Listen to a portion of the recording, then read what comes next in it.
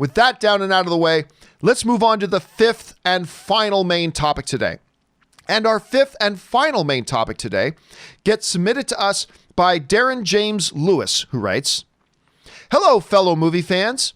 I grew up as a big Star Trek fan, watching Next Generation since I was a kid. I love almost everything Star Trek, original series, Next Gen, Deep Space Nine, the new movies, Discovery, and I'm loving Picard so far. So it was with a broken heart that I heard Simon Pegg say he believes there will be no more Star Trek movies. What did you think of his comments, and do you agree?" All right. Thanks a lot for sending that in, Darren. And yes, I am also, I am not the biggest Star Trek fan on this show, but I am also a Star Trek fan. And much like you, I grew up, because my mom liked Star Trek a lot. So I grew up with the old original series, the reruns of the original series playing in my house all the time. So I got onto that. And of course, I loved Star Wars as a kid. So I love science fiction. So I really got into Star Trek too, and blah, blah, blah, blah, blah. And I, for one, maybe the only one on this show right now, I loved the JJ era Star Trek movies. I really like them. I like them a lot. But it is starting to look like we're not going to get any more. And Simon Pegg kind of stepped up and kind of made the suggestion that they might be done making those movies. Here's what Pegg had to say. "The fact is, Star Trek movies don't make Marvel money. They make maybe $500 million at the most. And to make one now on the scale they've set themselves is a $200 million movie," which kind of goes back around to what we were talking about earlier, Rob. "You have to make 3 times that to make a profit. And we've lost momentum. I think losing Anton Yelchin was a huge blow." Of course, remember the guy, actor Anton Yelchin passed away. "I think losing Anton was a huge blow to our little family, and our enthusiasm to do another one might have been affected by that. So I don't know." All right. Piggybacking on that, what Simon is talking about is, yes, despite the fact that the last 3 Star Trek movies have been financially the biggest successes that Star Trek has had, the reality is they don't make what a lot of us would consider blockbuster money. They have blockbuster budgets, they have blockbuster expectations, but they don't make blockbuster money. The first Star Trek movie under that reign made $385 million. Of course, that was liked by a lot of people, so we expected the second one to go up because a lot of people liked that first one, and it did go up, $467 million. However, a lot of people didn't like that second one. I did. I liked the second one, and not as much as the first. And there was certainly some dumb stuff about it. But we went into the third film, which I thought was the best of the bunch. I thought the third Star Trek film, Star Trek Beyond, was actually the best of the bunch out of these 3, but it only managed to pull together $343 million. When you're talking about making huge scale sci-fi epics that do cost $170 plus million to make, or at least by the studio's rationale, you have to spend that much money. That simply doesn't cut it. That simply doesn't cut it. With them having more and more success on television, it does start to feel like maybe the days of these movies are gone. I mean, all that momentum, Rob, that we heard about Quentin Tarantino's going to do Star Trek film, all that seems to be gone now. So that seems to have disappeared and evaporated into the ether.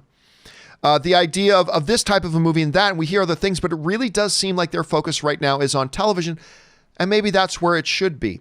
Rob, I know you've got your theories and opinions about the current state of Star Trek and things like that, but specifically when you're listening to Simon Pegg's comments, they say, look, they want movies that are going to cost this much, but these movies don't make that much. I don't know. Do you think there's a future, an immediate future, like within the next 5, 6, 7 years for more Star Trek? And how do you assess that?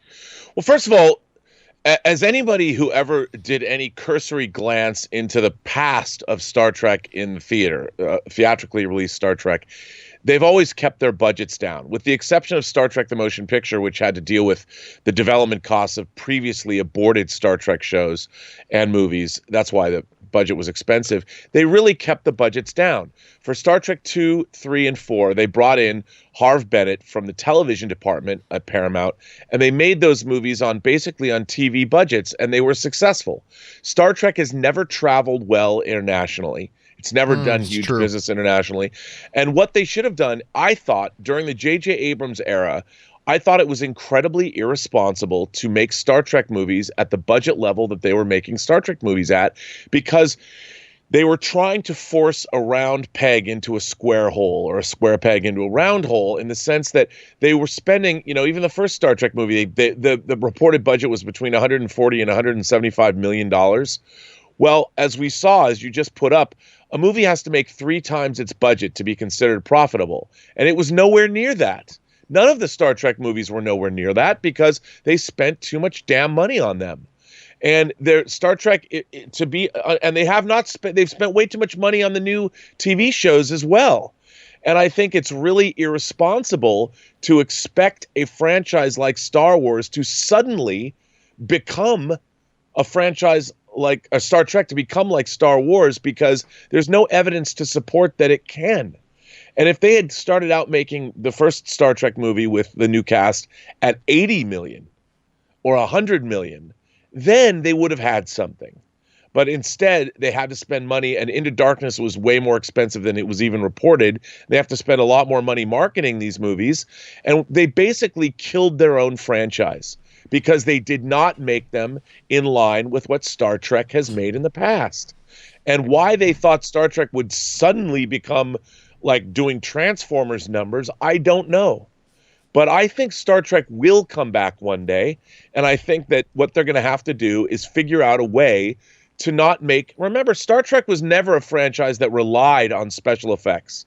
It was all about characters and story. Look at one of the most successful movies was The Voyage Home, where the crew went back in time. It was an epic time travel story, but most of it, they shot a lot of it on location in San Francisco, and it was all about the character interaction and the situation, and there really were hardly any special effects.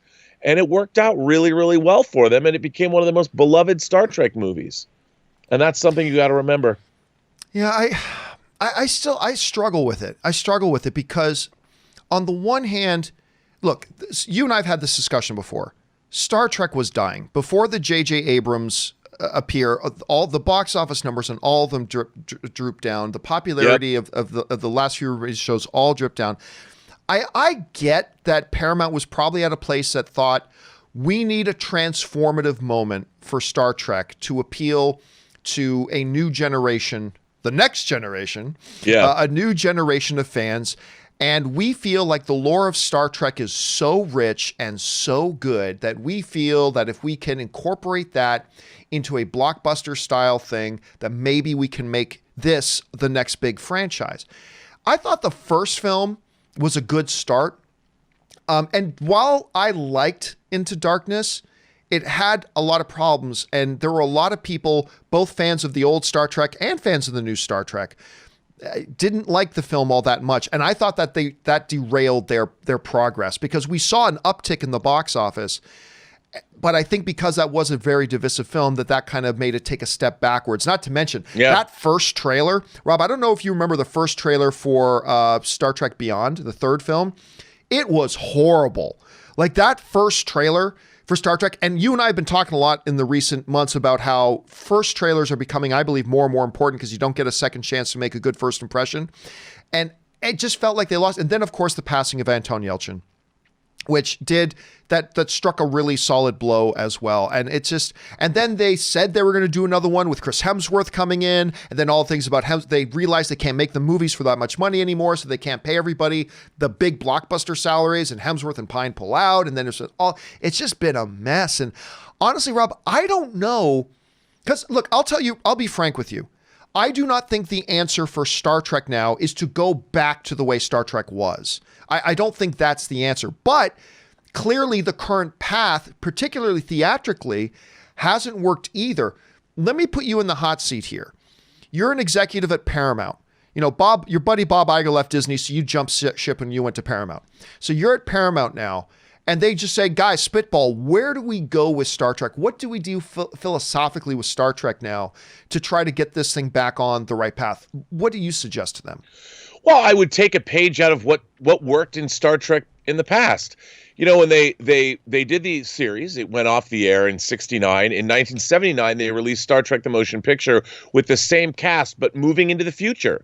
The characters are now entering middle age. Then they jumped ahead almost 100 years and created Next Generation. They kept moving forward. Since 2009, we've gotten a Star Trek going back in time with Kirk, Spock, and McCoy, 3 movies retreading old ground. Star Trek Discovery is a prequel to the original series, again, before Star Trek started with before the original series. And now we're going back to Star Trek The Next Generation. We're going back to the TNG, which came out in 1987 originally. What Star Trek needs is it needs something new. You need to come out and show us something that has really no ties. You move forward into the universe. You reinvent the concept for today. You don't go back and try and retcon or try and reimagine what we've already had before. And that's what's, I think, hampered Star Trek, is that they haven't done something new. And what you do is you either do a complete reboot and use the same concepts and things and start over from scratch, or you do what Star Trek has been doing well, which is jumping ahead in the future. Now, they're trying to do that with Picard, but it's so steeped in Star Trek lore. I mean, you've got Seven of Nine, and you've got the Borg, and you've got Hugh, and it's, if you've never watched Star Trek before, Picard is not a great place for you to jump on, because it's so locked into what's come before. But if you were to come up with all new characters, and you've got the universe already, but take Star Trek into the future and make it relevant to this time. Don't try and, again, shoehorn what's been in the past of Star Trek to make it for today, because what you do is you alienate people that are watching Star Trek going, well, that's not exactly how these characters used to be. And then now, they're trying to throw in bad language and horrible violence. So it's no longer a family show. I mean, to think Picard is not a show you've had murder in every episode. People have been straight up beheaded in Star Trek episodes. If there was beheadings on Star Trek when I was watching it as a kid, my parents wouldn't have let me watch it. And look, it's like, I don't know what they're trying to do. Who is Star Trek for now? Again, like with Star Wars, I don't think they really know. I think you raise an interesting point, because you sound a lot like me when I'm talking about Star Wars, is that I want Star Wars to move forward.